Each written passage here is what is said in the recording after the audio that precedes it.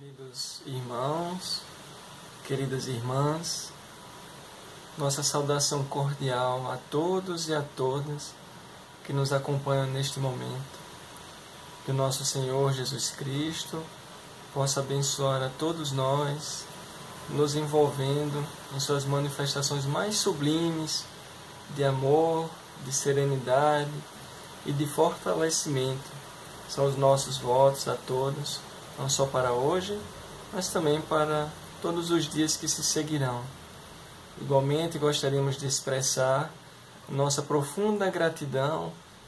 à Federação Espírita do Rio Grande do Norte por nos proporcionar este momento de reflexão acerca do Livro dos Espíritos, já então uma iniciação à celebração que logo mais teremos dos seus 164 anos de lançamento desta obra tão querida e tão importante para todos nós espíritas, que representa sinceramente os verdadeiros frutos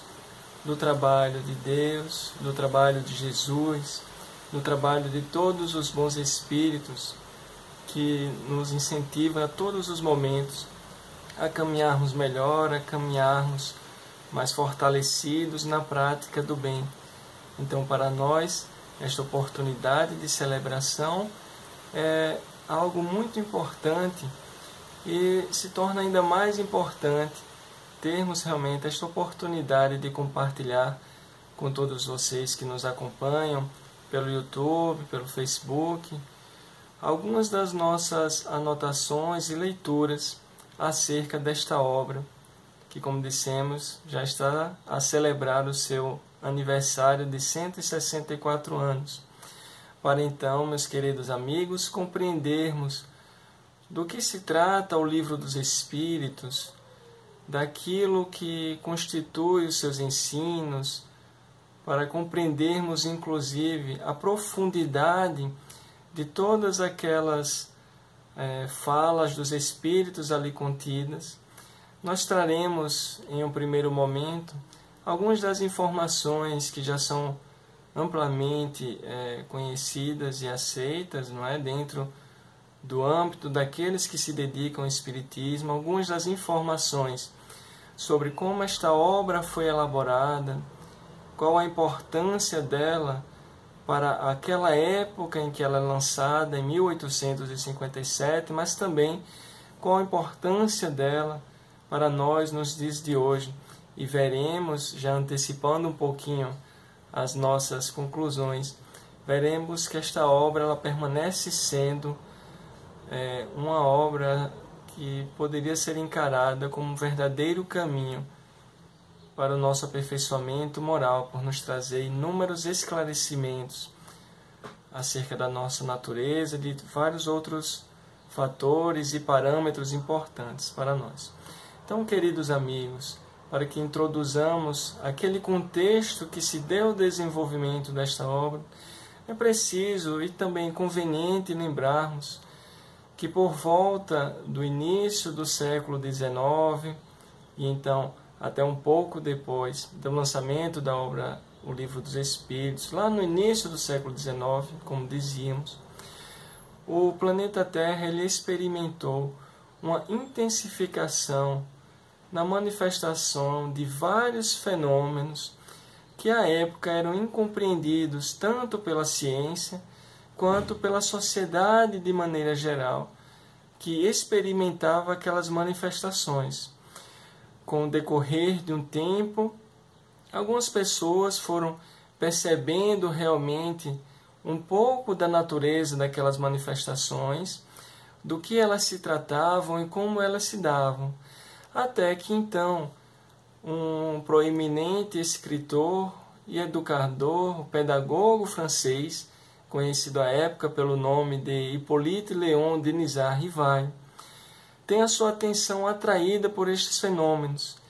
Inicialmente, ele, até mesmo pelo contexto em que eram vivenciados aqueles fenômenos na França, em Paris, onde ele se encontrava, inicialmente ele adota uma postura cética sobre aquilo que se dava. já que chegava aos seus ouvidos que as mesas que giravam, as mesas então estavam a flutuar nos salões de Paris e em outros países igualmente, elas começavam a responder a perguntas e ele dizia: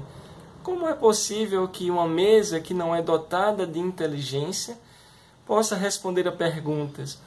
Inclusive sobre o filme Allan Kardec, que já está à disposição e foi lançado já há algum tempo, vamos ver exatamente como dentro da interpretação dos atores, é claro, como aquilo se deu para o proeminente Hippolyte Léon Denis Rivail, depois conhecido por Allan Kardec. Mas, rapidamente, quando convidado por pessoas sérias para assistir aquelas manifestações, assistir então como como perguntas eram feitas e respondidas pelas mesas, entre aspas, ele se vê atraído de tal forma que, a partir daquele contato, ele passa a dedicar toda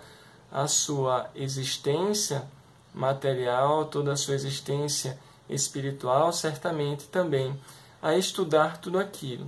E é curioso porque Allan Kardec, o pseudônimo, como dissemos, de Hippolyte Léon Denis Rivail,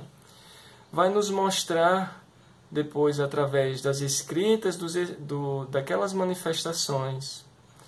mas também através das suas próprias conclusões, que naquela época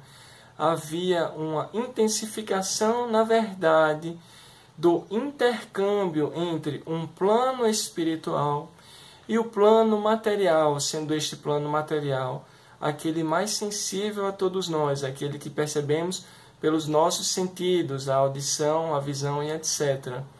E daí que sobre esses dois aspectos, como se desenvolvia aquela época do ponto de vista do plano espiritual, vamos encontrar no prefácio da obra O Evangelho segundo o Espiritismo, uma mensagem, uma instrução transmitida por via mediúnica acerca do caráter daquelas manifestações e acerca, então, do resultado da compilação daquelas manifestações. Então, esta mensagem, queridos amigos, ela nos traz noções sobre como aquele momento se desenvolvia do ponto de vista do plano espiritual. Ela inicia da seguinte forma: os Espíritos do Senhor, que são as virtudes do céu, qual imenso exército que se movimenta ao receber as ordens do seu comando, espalham-se por toda a superfície da terra, e semelhantes a estrelas cadentes, vêm iluminar os caminhos e abrir os olhos aos cegos. Eu vos digo, então, o Espírito que se manifestava: em verdade, que são chegados os tempos em que todas as coisas hão de ser restabelecidas no seu verdadeiro sentido, para dissipar as trevas, confundir os orgulhosos e glorificar os justos. As grandes vozes do céu ressoam como sons de trombetas, e os cânticos dos anjos se lhes associam. Nós vos convidamos, diz aquele que passava a instrução, a vós homens, para o divino concerto. Tomai da lira, fazei uníssono as vossas vozes, e que no hino sagrado elas se estendam e repercutam de um extremo a outro do universo. Homens, irmãos a quem amamos, diz o comunicante, aqui estamos juntos de vós. Amai-vos também uns aos outros e dizei do fundo do coração, fazendo as vontades do Pai que está no céu: Senhor, Senhor, e podereis entrar no reino dos céus. Vemos então com esta mensagem, queridos amigos, contida, como dissemos, no prefácio do Evangelho segundo o Espiritismo, que, mesmo se tratando de uma mensagem curta, ela é de profunda espiritualidade, porque nos explica não só o porquê daquelas manifestações, que aqueles que se manifestavam então através, inicialmente, das mesas dos barulhos, mas agora através de outros meios, como veremos logo mais. Aqueles que se manifestavam não faziam parte, então, de um grupo aleatório, um grupo não conciso, um grupo sem um objetivo, muito pelo contrário. Eles atuavam com uma finalidade muito clara que está expressa nesta mensagem: abrir os olhos de todos os homens. Abrir os olhos, é certo, para realidades que a ciência, que as intelectualidades da época do planeta Terra, em sua maioria, não conseguiam compreender, mas também para desfazer as ações que a humanidade, pelo seu orgulho, pelo seu egoísmo, mas também pela sua ignorância, como dissemos, da sua verdadeira natureza, havia construído. Então era uma obra de proporções inimagináveis, mas de proporções, é certo, ao menos planetárias, universais no sentido da nossa Terra, já que ele diz que de um extremo a outro do universo, estas vozes, que são os Espíritos do Senhor, haviam de se manifestar, e aquele era, em particular, o momento reservado pelo Senhor, o momento reservado pelo Criador, o momento reservado por aquele que controlava toda esta criação, por aquele que controlava todas essas manifestações, não então mais com a mão severa, mas sim com a mão carinhosa, caridosa, justa e misericordiosa. Era a manifestação que o Pai pedia aos seus filhos, os Espíritos, agora não mais encarnados, mas ainda espíritos inteligentes, para que trouxessem ao homem todos os ensinos que eles careciam. Daí dizer: tomai da lira e fazei uníssono nas vossas vozes, ou seja, compreendei aquilo que temos a trazer. Verificai se tem interesse, cada um de nós, se temos interesse em acompanhar aqueles ensinos ou não. Reflitamos. Daí, os interessados, fazer uníssonas as vozes, e que no hino sagrado possam se estender as vozes, então, que se amam uns aos outros, em complemento ao amor destes Espíritos do Senhor, que dizem estar presentes igualmente, por amar-nos, eles, então, nos dizem: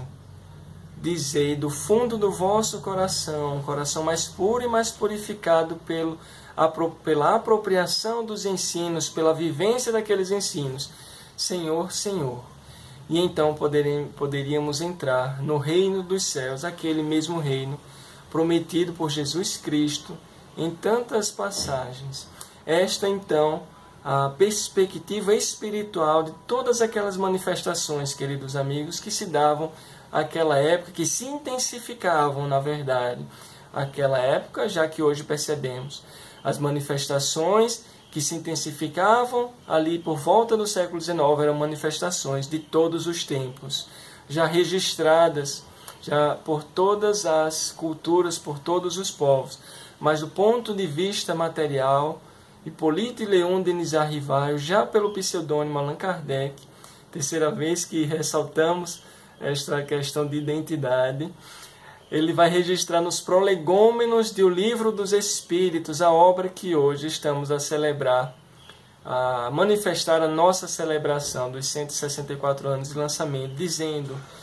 que em um certo momento fenômenos alheios às leis da ciência humana se davam por todas as partes e que estes fenômenos começaram a se demonstrar serem fenômenos inteligentes. A razão, vai nos dizer Allan Kardec, nos diz que para que haja um efeito inteligente, há de haver por trás do efeito uma causa inteligente, já nos mostrando a sua característica, então, científica. Há de haver uma força inteligente por trás daqueles fenômenos, por trás daqueles efeitos inteligentes. Então, os fatos presenciados, acompanhados e anotados hão provado que essa força inteligente é capaz de entrar em comunicação com os homens por meio de sinais materiais. Então, os espíritos, como disse o prefácio do Evangelho segundo o Espiritismo, a se manifestar, conseguiam se comunicar com os homens através de sinais materiais. E quando indagados acerca da sua própria natureza, a força inteligente declara pertencer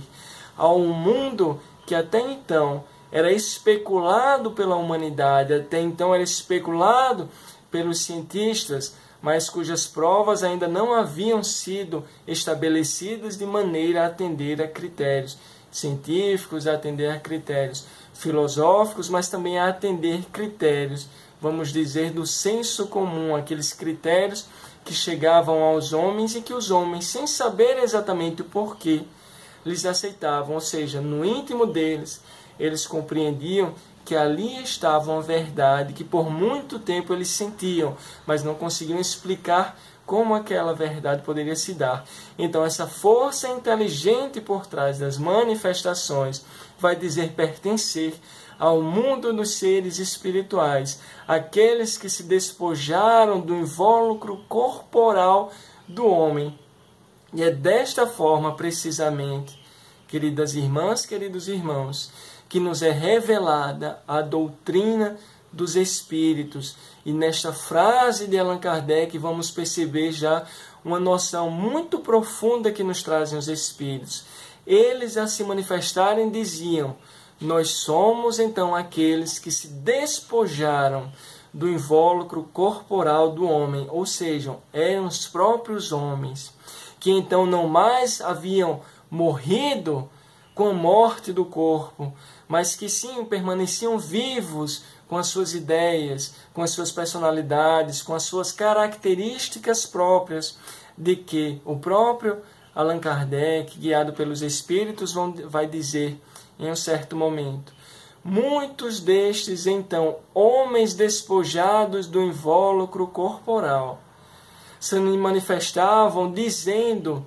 das suas características, dizendo das suas vivências, e foi possível perceber que estes homens, eles guardavam então as suas próprias personalidades, as suas próprias individualidades. Daí, espíritos que se manifestavam demonstrando grande sabedoria, grande bondade, mas outros que se manifestavam demonstrando simplesmente uma grande sabedoria, outros uma grande intelectualidade, mas uma certa ignorância do ponto de vista moral, outros ainda com muito a se fazer no que diz respeito ao desenvolvimento moral, mas também intelectual. Daí compreendemos que é toda uma sociedade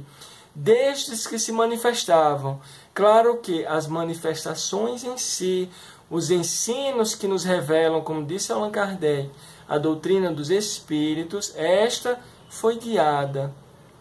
esta foi conduzida pelos Espíritos, aqueles que já haviam galgado maiores condições, melhores condições, intelecto, morais. As comunicações, prossegue Allan Kardec, ainda no Prolegômenos do Livro dos Espíritos, entre o mundo espírita e o mundo corpóreo estão, é a conclusão tirada, na ordem natural das coisas e não constituem um fato sobrenatural. Tanto que de tais comunicações se acham vestígios, como já citamos, entre todos os povos e em todas as épocas. Hoje, aquela época, se generalizavam e tornavam patentes essas manifestações a todos. Então, por que não é mais, ou por que na verdade nunca foi um fenômeno sobrenatural, um fato sobrenatural, essa possibilidade de comunicação do indivíduo corpóreo com o indivíduo espiritual? Porque é algo que se percebe ao longo de toda a história da humanidade. Então, algo que está precisamente na natureza. Assim, então, como a lei da gravidade sempre esteve na natureza, mas só foi percebida, só foi quantificada, só foi reconhecida pelo ser humano a partir de uma certa época, vem nos dizer Allan Kardec que o mesmo se dá com estas comunicações entre os indivíduos espirituais e os indivíduos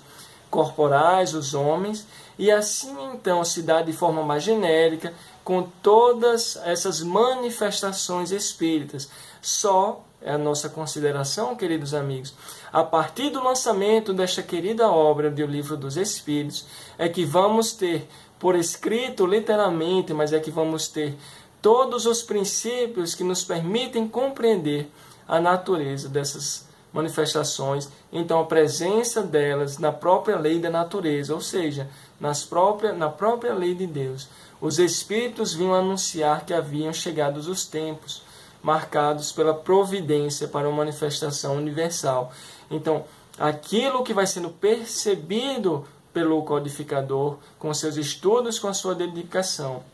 neste ponto é exatamente uma interseção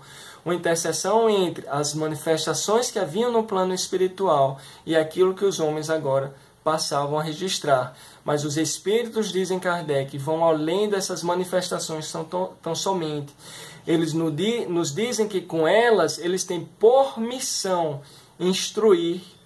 e esclarecer os homens. E esta outra parte é por demais importante, quando eles dizem, abrindo com essa instrução e este esclarecimento que faz parte dos Espíritos, abrindo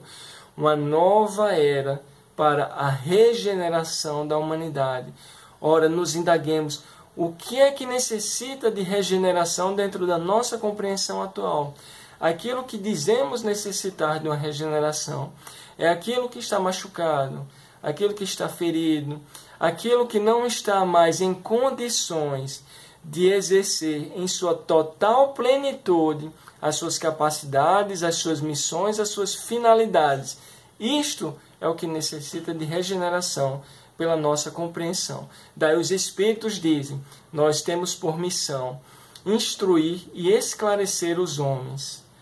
abrindo uma nova era para que a humanidade possa se regenerar. Daí compreendemos que eles não estão se referindo a uma regeneração exclusivamente ou totalmente do corpo, mas é algo mais profundo. Há uma regeneração do espírito, uma regeneração daquele princípio que coordena o corpo, mas que é uma entidade individual, separada do corpo, que permanece a existir. Este indivíduo,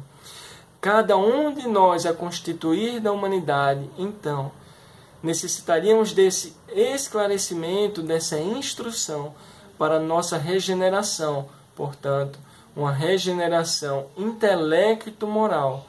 Vemos que a universalidade deste conceito é impressionante, queridos amigos, porque não estamos dizendo aqui, de acordo com os Espíritos, uma instrução e um esclarecimento restrito a um grupo, uma instrução e um esclarecimento restrito a um povo, mas algo que se aplica a toda a humanidade. Não quer dizer que todos no futuro serão espíritas, mas sim que todos no futuro terão por base de ação os mesmos princípios que hoje o Espiritismo, consagrado por esta obra, o Livro dos Espíritos, mas por todas as obras que vieram em sequência, os mesmos princípios permearão toda a humanidade. Então, os Espíritos, como lemos no prefácio do Evangelho segundo o Espiritismo, os princípios de amor ao próximo, os princípios de respeito ao próximo, os princípios que nos levam à prática ativa da caridade. Estes os princípios de que será dotada toda a humanidade em um certo momento e que colaborarão para a sua regeneração. O Livro dos Espíritos passa a se constituir, queridos amigos, então, um repositório deste ensino trazido pelos Espíritos para todos nós. Foi escrito, nos diz Allan Kardec, por ordem e mediante ditado dos Espíritos superiores para estabelecer exatamente os fundamentos de uma filosofia racional, só que uma filosofia racional isenta dos preconceitos do espírito de sistema. E aqui um ponto fundamental, não só desta obra, mas como de toda a obra espírita. Nada contém o Livro dos Espíritos que não seja a expressão do pensamento deles, dos Espíritos, e que não tenha sido por eles examinado, Somente a ordem vai nos dizer o codificador, e a distribuição metódica das matérias, assim como algumas notas que encontramos nos livros, e a forma de algumas partes da redação, constituem obra daquele que recebeu a missão de os publicar, o nosso querido codificador, Allan Kardec. Então percebemos, como vimos naquele contexto, como estava a situação do ponto de vista do plano espiritual, como estava a situação do ponto de vista dos homens encarnados na Terra, e agora a consequência dessa interseção entre a ação de um sobre o outro e a conversa, a comunicação entre esses dois ambientes. Um livro que é o repositório dos ensinos dos Espíritos e que não irá conter nada além da expressão do pensamento deles mesmos. Sobre a missão de Allan Kardec, os Espíritos nos dizem: este trabalho, Allan Kardec, é um recorte que fazemos daquilo que está indo nos prolegômenos desta obra. Este trabalho, vão dizer os Espíritos, Allan Kardec, é um trabalho nosso. Nele pusemos as bases de um novo edifício que se eleva e que um dia há de reunir todos os homens,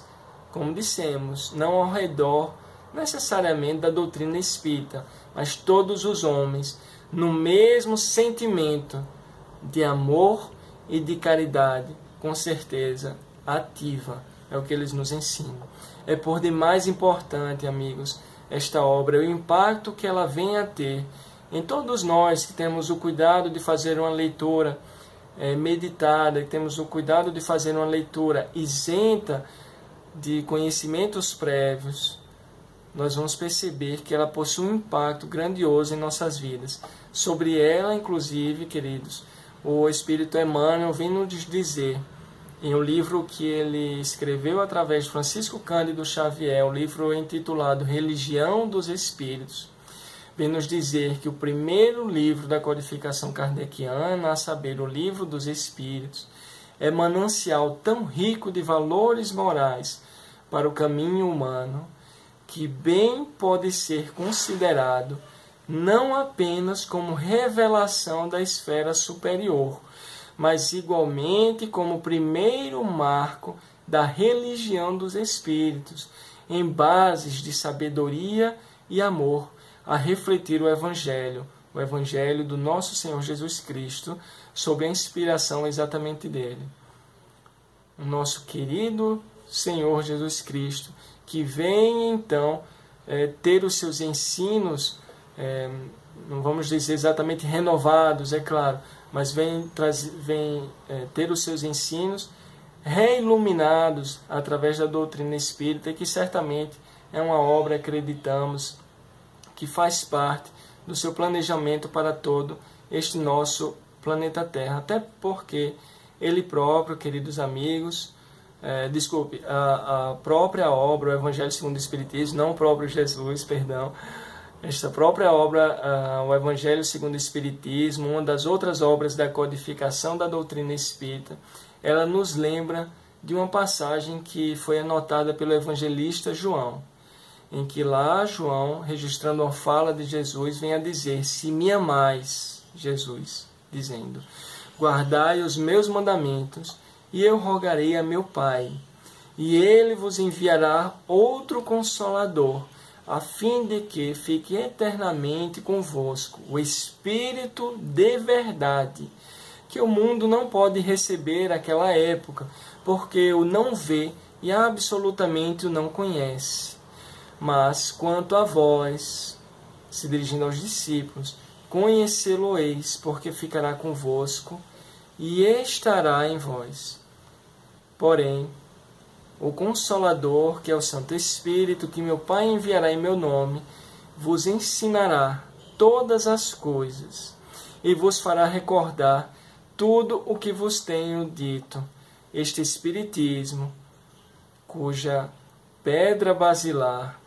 é fundada com o lançamento do Livro dos Espíritos, vem então, na época que compreendemos ser uma época predita pelo nosso Senhor, cumprir a promessa do Cristo.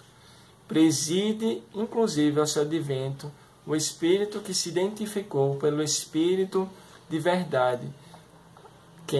o qual chama os homens à observância da lei e ensina todas as coisas,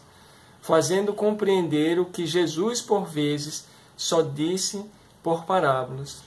advertiu o próprio Jesus. Ouçam os que têm ouvido para ouvir. O Espiritismo, então, com esta obra, com todas as outras que seguiram como sequência, vem abrir, amigos, os olhos e os ouvidos. Porquanto ele fala, é o que percebemos em nossa leitura do Livro dos Espíritos, sem figuras. Ele fala sem alegorias. Levanta o véu intencionalmente lançado sobre vários dos mistérios propositalmente já existentes. Vem finalmente trazer a consolação suprema àqueles que são os deserdados da terra, ou seja, os deserdados pela humanidade, e a todos os que sofrem, atribuindo causa justa e fim útil a todas as dores. O impacto que esta obra, o Livro dos Espíritos, vai ter pode ser muito bem percebido, amigos, na Revista Espírita do ano de 1858, quando lá Allan Kardec vem expor para nós cartas que ele estava recebendo à época de vários leitores da Revista Espírita, de vários leitores do Livro dos Espíritos. Nos traz inclusive uma reportagem que veio a sair no Courrier de Paris, um jornal não espírita à época, sobre alguém que fazia uma resenha acerca do Livro dos Espíritos. Dado ao tempo, não vamos aqui expor todas essas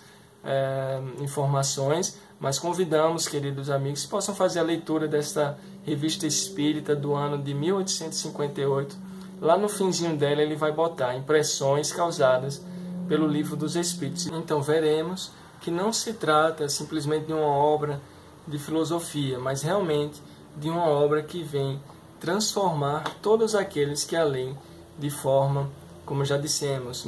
de forma meditada, de forma isenta do espírito de sistemas, de ideias pré-concebidas. Com isso, queridos amigos, temos muito a agradecer realmente pelo codificador, pelo trabalho que ele realizou, temos muito a agradecer por toda esta obra que se desenvolveu numa universalidade que às vezes temos até dificuldade em conceber, mas que certamente permanece a atuar junto a nós, permanece a nos guiar, permanece a nos auxiliar e a nos fortalecer, porque em todos os momentos de dores, como os próprios Espíritos vão dizer em um certo ponto, o Pai coloca ao lado um consolo, e este consolo às vezes ele pode estar mais perto do que nós imaginemos. Então, que tenhamos uma continuação das nossas existências de forma muito tranquila e serena,